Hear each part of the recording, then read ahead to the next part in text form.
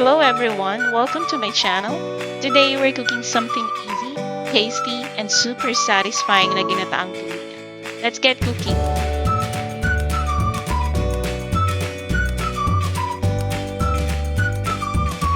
Ito ang mga kakailanganin natin. Bawang,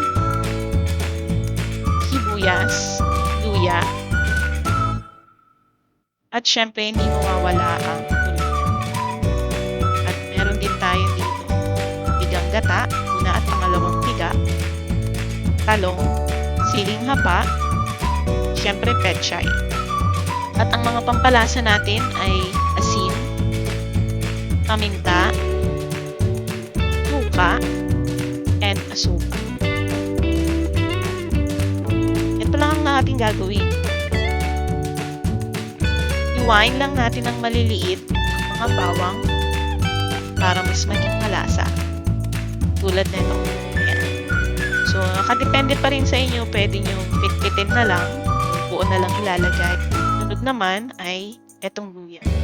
So, for me, iwa-hiwain ko lang siya ng manipis. Ayan. So, nasa sa inyo kung gusto niya rin siyang pitpitin. Tapos buo lang din ilalagay kasi minsan ganun lang. Ayun. Sa inyo pa rin. Then, next naman is itong sibuyas. Bali, naglagay lang ako ng 2 perasong sibuyas dyan. Iwain niyo lang ng pati. Yan. Next naman is i-prepare na natin ang paglulutuan. So, pagsasamahin lang natin ang mga aromatics, bawang, sibuyas, luya. Pagsasamahin lang natin yan sa kaserola.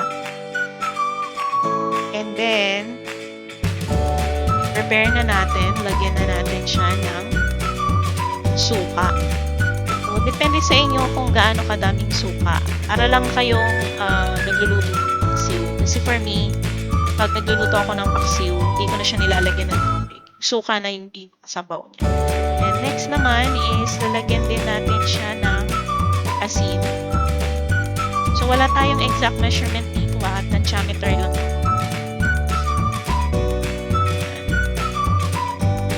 Next is lalagyan din natin siya ng paminta. Ang kawalayan ng sa isda.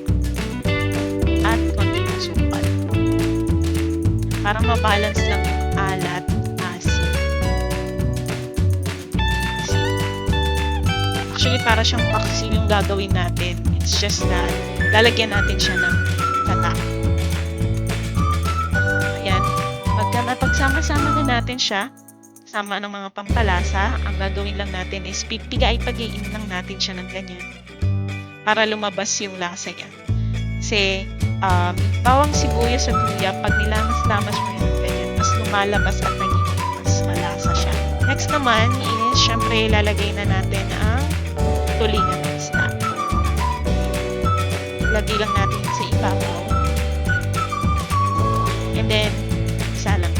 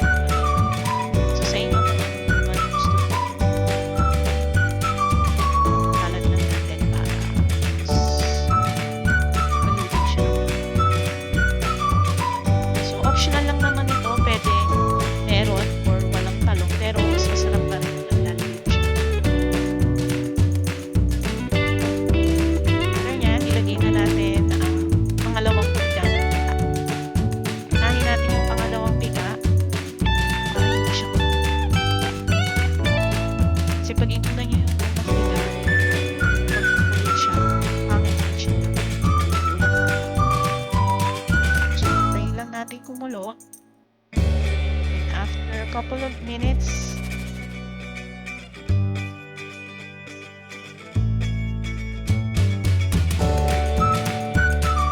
susunod naman natin yung mantika.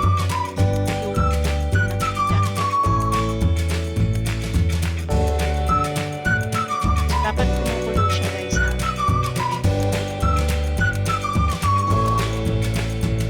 Dito, pwede na natin tintahan ng patis.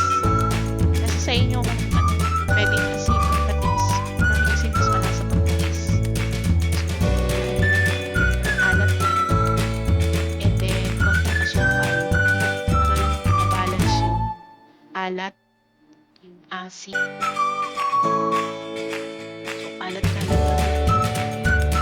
Scatter yung lasa. Let it simmer for a couple of minutes. Natin ng pechay.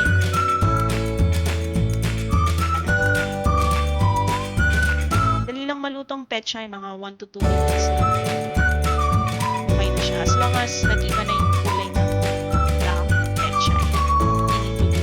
Kasi kung pinatay mo yung apoy, luluto pa rin siya. So, for me kasi mas gusto ko yung medyo half. Okay. Mas crunchy. So, ito na siya. Walang alam. Sa bawang. So,